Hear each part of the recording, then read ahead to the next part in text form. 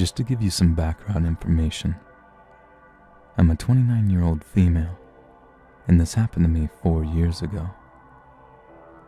My family lived on a farm in rural outback Western Australia, just north of Geraldton, in a modest-looking wooden farmhouse. My son and I lived here alone most of the time, while my husband worked on rotation up north on the mines. We had no neighbors, no mobile phone reception, and very little connection with the outside world, with the exception of the television. There was only one window in the house, situated above my bed in the bedroom. It was a small old wooden framed window with no curtains. However, the window was completely jammed, and as much as I had tried to close it, there was about 2 inches of opening near the bottom of the window frame. My husband and I spent a while trying to oil the hinges and loosen it up the day before he left to go to work again. But we gave up, as it wasn't a huge issue at the time.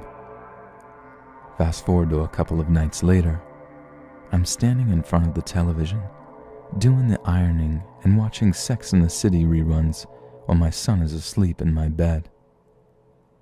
As I walk up the hallway to enter the laundry to grab another load of washing, I pass my bedroom and pop my head in to check on my son. My heart stops. The window frame above my bed is shuffling from side to side. My eyes scan down, and what I see next will never leave my mind again. There were 2 hands squeezing through the gap of my window, trying to lift up the jammed frame. I screamed the house down, grabbed my son, the phone, and locked myself in the bathroom and called the police. I'd hate to think what would happen if I hadn't been walking past the bedroom at that exact moment.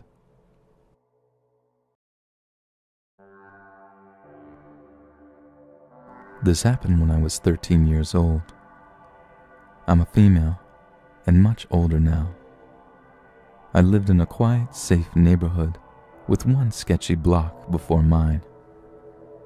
It was a corner that had 4 bars, one on each corner. My parents were strict. They were the kind that had to not only meet my friends, but their parents as well. The year I turned 13, I was old enough to go to our community teen hangout. I don't want to give the name, as it may give away my location. You paid $3 to get in. It was open only on Friday nights, and the hours were from 7 p.m. to 10 p.m. I lived about a quarter mile from the center, and it was located in town. My path was well lit until I got the last 4 blocks that included the bars. I was allowed to walk and meet my best friend halfway. She lived closer than I did to the center because of the area. One night, after the center closed, I was walking my usual route when I noticed a guy pacing me on the other side of the street. I had already left my friend, and I had 6 more blocks to go. I wasn't sure he was following me, so I decided to try and play a game. I would randomly stop and look at something in a store window, using the glass to see if he stopped too. And he did. I tried this a few more times, and every time, he stopped with me. I was approaching the 4 bars, and there were a lot of motorcycles and people out next to their bikes, drinking and being loud. I wasn't apprehensive because these guys never bothered me, and I had been walking this way for 3 weeks without any problem from them. The guy kept up with me until we reached the bars. Then I noticed him turn around. I relaxed and hightailed it home, thinking I was going to be in trouble for being later than normal. I didn't tell my mom and dad what happened because I reasoned nothing had happened, and it was just my overactive imagination. Cue the next Friday with a repeat of the previous Friday I did tell my friend, who said she could get her mom to drive me home, and I told her no, because I didn't want to lose privileges, and he didn't really do anything yet. I should also mention that around this time, I was stopped one evening by the bikers at the bar. A woman asked me why I was always coming home so late by myself. She was nice, and I explained what I was doing. After that, they would always wave but never stop me. The next Friday, the guy crossed the street. I froze for the first time. I could see him. He didn't seem too scary. He was an older man, and he was about 6 feet tall, not really heavy, and had dark hair and blue eyes. I started to back away because it felt weird that he had crossed the street. I was just about to the bar where the bikers were. I started to run, and he chased after me, saying, "I just want you to be my daughter."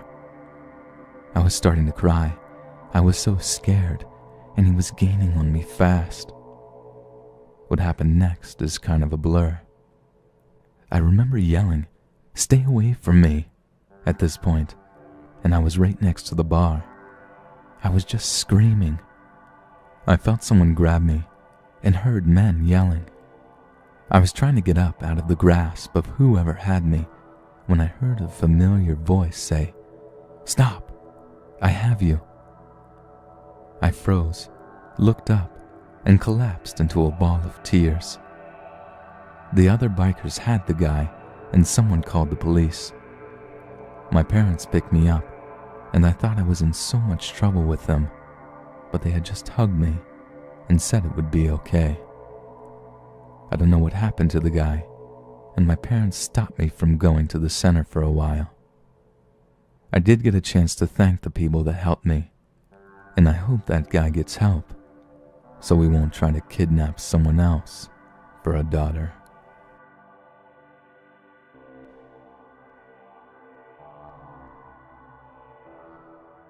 I work inside of a pizzeria in a 24-hour gas station. It's actually very small, so we share a freezer, refrigerator, and back room with the gas station cashiers. The pizza place is a new addition, approximately 3 months, to the gas station. And so far my boss has only hired 3 college-age girls, including myself, to work here. So, I will begin this story from the time I was hired and work my way up to the present day. The first few days of my employment at the gas station, it was very nice. The gas station cashier who I usually worked with would frequently offer me free food and drinks from the soda fountain, which I often took home. He was an older guy, probably in his early to mid-40s, with a very thick accent and a loose grasp on English. He was also very tall compared to us girls, probably 1.5 foot difference, 6'5". Another cashier told me that he was Persian. That was pretty neat, I thought, until things started getting weird. One Saturday night, while him and I were alone there, common occurrence due to the small size of the station, he asked me to come to his house party. I politely declined. He was clearly upset, but didn't say much else until the next day. "I want to get to know you," he would say throughout the day. He wrote down his phone number and awkwardly stuffed it into my backpack as I was leaving that night. I smiled politely and told him sorry. I'm very busy. I didn't stick around to talk. Things escalated from there. Every few days, he would ask me to go out for coffee, or that he would buy me dinner. And every time I would decline, saying I was busy. He was getting more and more frustrated every time I would say no. But honestly, he scared me. I wasn't going to outright tell him that, no, I'm not interested and won't ever be. for some small fear in the back of my mind that he would hurt me. This went on for about a month, until the offers almost stopped completely. By this point, I was avoiding absolutely all contact with him, and I'm sure he picked up on it. When he and I were in the same room, I was completely tense and refused to say anything. I even started consistently locking the door to the pizzeria for fear that he would come in. He tried to wander in once or twice, but of course couldn't. That made him angry. I still wouldn't let him in and handed him whatever he needed over the counter. I drive a motorcycle, so there's no getting in and locking the doors when I leave at 12 a.m., and he knew that. One night, about 2 months in, I was leaving for the night. He had already left, but I was still tense. I felt a little crazy at first for doing this, but ever since I started reading Let's Not Meet about 2 years ago, I always carry a knife on me. No exceptions. So, that night, like most nights, I had my knife open in my pocket with my hand on it. I looked around the rather empty, cameraless parking lot and saw his car parked a few spaces away. I wasn't sure it was even his, so I wasn't worried and kind of laughed at myself for being so worked up. I started my bike to give it time to warm up. At that moment, the door to his car opens and I am 100% in fear mode. I frantically and awkwardly shove on my helmet. "Hey," he calls. "Hey." I don't answer. I just start rolling my motorcycle out of the parking space. He strolls out from the shadows and stands a foot or so in front of me.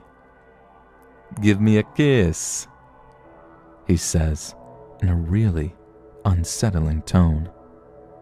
He also puts his hand on my handlebar. Big no-no. And I reach for my pocket. He takes a slightly startled step back, probably thinking that I have pepper spray or something. In that second that he steps back, my fight or flight kicks in, and I tear out of that parking lot. "Where are you going?" he shouted, really angry. I didn't say anything. I rationalized that he didn't actually touch me, so who would care? My bosses were all foreign as well. Wouldn't they stick up for him? After that, he stopped talking to me completely. There were no more awkward advances, and I finally felt like I could relax. Until, of course, when my coworker was alone with him a few days ago.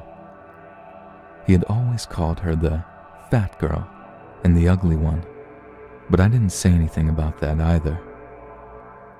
When she went into the refrigerator to get some milk from the shelf, he was in there.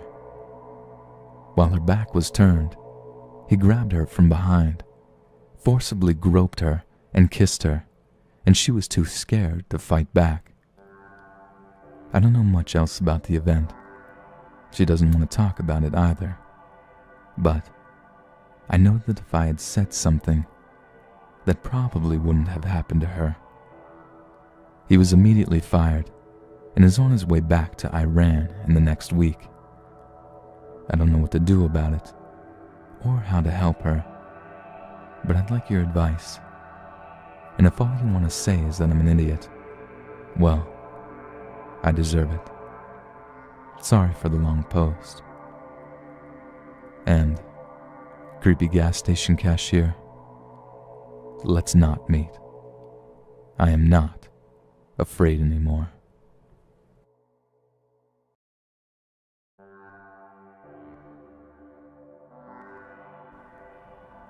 This happened to me when I was a young boy.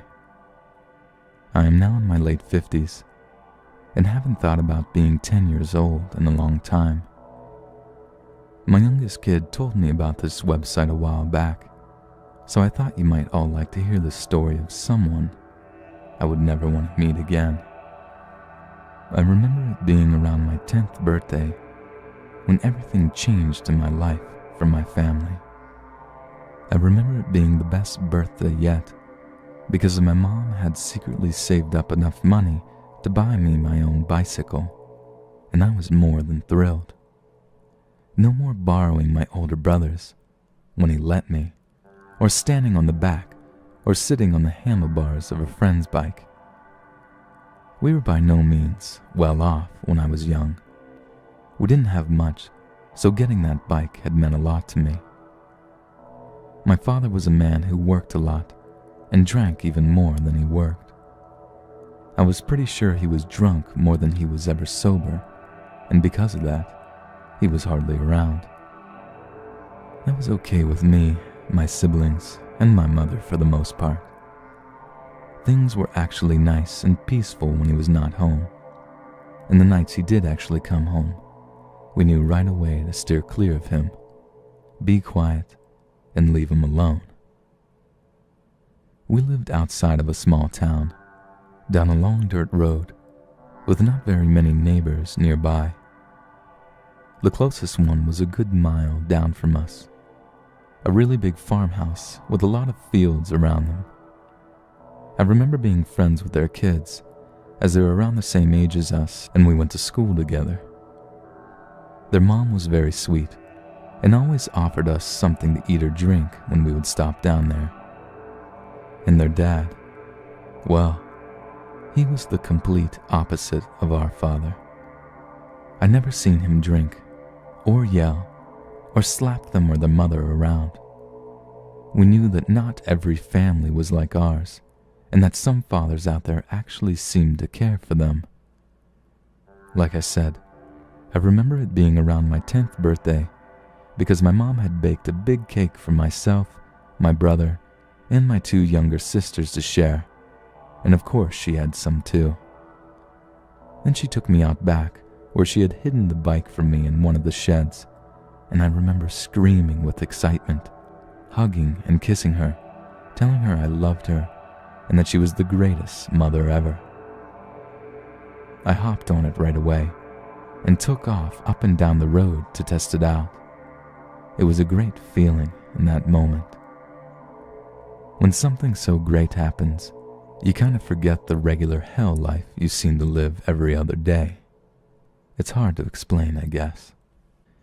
I remember riding my bike down the dirt road on my way home from running into town to pick up something at the grocery store for my mom, when my dad's pickup truck passed me and kept heading on down toward home. It made me want to not even go back home, but really, what else could I do? The sun was just starting to go down, and normally, if he did come home, it was right after work or very late at night after he left who knows where. So it was kind of odd he was on his way home at this time of day. By the time I pulled up into the yard, I could already hear the yelling. I could hear my mom's voice trying to reason with him for something or other, and then I would hear my dad's voice just overpower hers.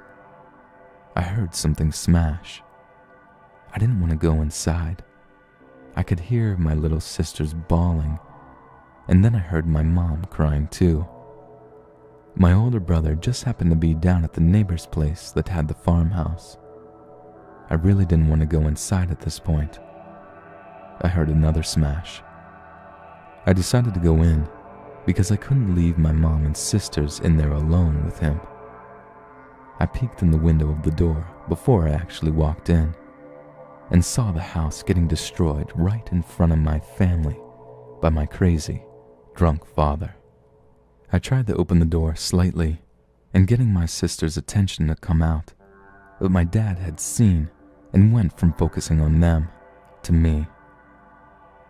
I blocked a lot of this out, but from what I can remember, he turned and went straight for me and picked me up by my shoulders and started screaming in my face. My mom was behind him, begging him to put me down, but he just turned around and gave her another slap in the face. Then she backed down. From what I could tell that was coming out of him, He was livid when he saw me riding down the road on a bike he knew wasn't my brother's. When he got home, he confronted my mom on where it came from and how I was on it. He got out of her that she had secretly been stashing away money to save up to get me the bike, and my dad lost it when she told him that. I'm sure he was probably on a 5 or 6 day heavy drinking binge at this point, because I remember the smell of his breath was like sour whiskey pouring into my nostrils as he screamed at me. He was sure that my brother was hiding other things from him, and he was going to find out what. That is why he started tearing up the house. In the 5 minutes it took from him passing me on the road until I got there, he had done quite a bit. All the furniture was thrown around, lamps and pictures had been smashed. He threw me against one of the walls, and as I looked up from the floor, he had stormed into the kitchen and smashed what was left of my birthday cake against the back door. Both my sisters were huddled in the corner, holding each other while my mom cried and had blood running down her face. That was it for me. This was the worst I had ever seen my father, and I was scared. I ran out of the house, hopped on my bike, and started heading towards the neighbors. We didn't have a telephone at the time, but I knew they did, and I was going to call the police in town and stop him. I hardly got out of the driveway when I heard the front door open and heard my father yelling to me to get my ass back there.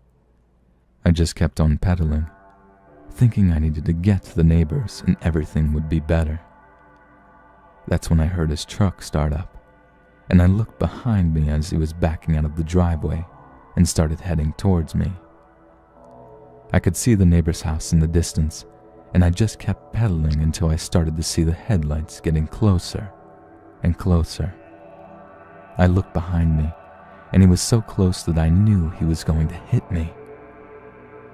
I remember just jumping off the bike towards the side of the road and tumbling down into the side of the field. I shot up and just started running across the field towards the neighbors, hearing my dad yelling but not really caring. When I looked behind me, I seen that my father had already turned around and was heading back towards our house. I got to the neighbors a few minutes later and pounded on the door. Their mother opened the door and took a step back because at this point I was sobbing, shaking, and probably didn't look like my normal self.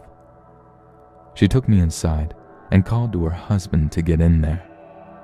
I was in the middle of telling them what happened when my brother and his friend walked in from playing out back, and in about 2 seconds, he was out the door heading towards home. The mother called the police in town, and they said they would send someone out right away. About 10 minutes had passed, and no police had shown up, so I begged the husband to please drive me down to my house. I didn't know what was happening, and I was scared. He agreed since he knew my little sister and my mom were there. About halfway down the road, we passed my bike. It was completely mangled up. My father had ran it over with his truck. I started crying again, partly because I loved that bike, and mostly because I could have still been on it when he did that. We get to the house, and my father's truck is gone. Apparently my brother ran all the way home, picked up a baseball bat that was on the side of the house, and with no hesitation, walked into the living room and smashed my dad's kneecap in. As he laid there screaming, my brother grabbed my sister and mother and ran into one of the bedrooms. He managed to crawl out to his truck and drive away, though. The cops showed up just a few minutes after the neighbor, and I arrived and took a look at everything that had happened. They found my father about an hour later, one town over, at the local tavern. Said it wasn't very hard to find someone since he was a well-known drunk in the area, and the bars were the first places they were going to look for him. They arrested him pretty much on the spot. That night, After the police found my father, the neighbors invited us to stay with them for however long we needed to. My mother was embarrassed, but so very thankful for their help. We only stayed a couple of days, enough time for my mom to make arrangements to leave that town and go live with my aunt, her sister, for a while and a couple 100 miles away from where we lived. I never did see my father again after that, and I have never really minded. I know he wasn't in jail for too long, because shortly after we got settled in at my aunt's was when we got the phone calls and letters. But my mom never caved and went back. Who would? After a year or so, he gave up and agreed to a divorce. I never really paid much attention to that, as I was still young and was living a different life than I had before. We stayed with my aunt for a couple of years until my mom saved up enough money after getting a job to get our own place. At that point, my brother was 16 or 17, so he also was helping bring in money from his job, as well as myself with a newspaper route. I even saved up enough money to get myself another bike. Life was better than it had ever been.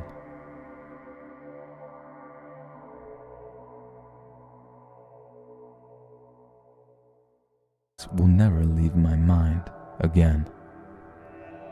There were two hands squeezing through the gap of my window, trying to lift up the jammed frame. I screamed the house down, grabbed my son, the phone, and locked myself in the bathroom and called the police. I'd hate to think what would happen if I hadn't been walking past the bedroom at that exact moment.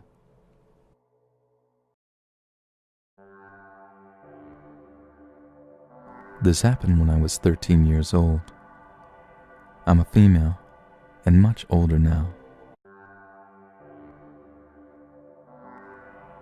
Just to give you some background information, I'm a 29-year-old female, and this happened to me 4 years ago. My family lived on a farm in rural outback Western Australia, just north of Geraldton, in a modest-looking wooden farmhouse. My son and I lived here alone most of the time, while my husband worked on rotation up north on the mines. We had no neighbors, no mobile phone reception, and as it wasn't a huge issue at the time. Fast forward to a couple of nights later, I'm standing in front of the television, doing the ironing and watching Sex and the City reruns while my son is asleep in my bed.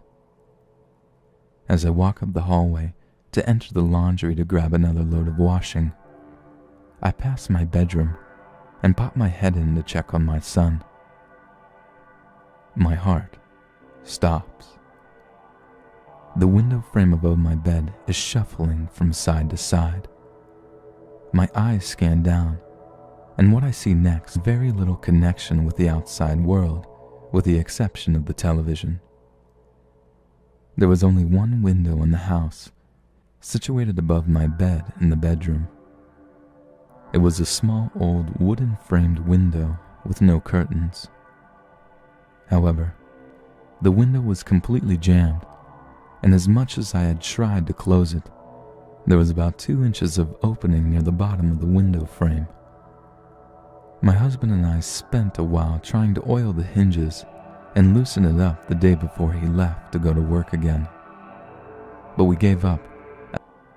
I lived in a quiet, safe neighborhood with one sketchy block before mine. It was a corner that had 4 bars, one on each corner. My parents were strict. They were the kind that had to not only meet my friends, but their parents as well. The year I turned 13, I was old enough to go to our community teen hangout. I don't want to give the name, as it may give away my location.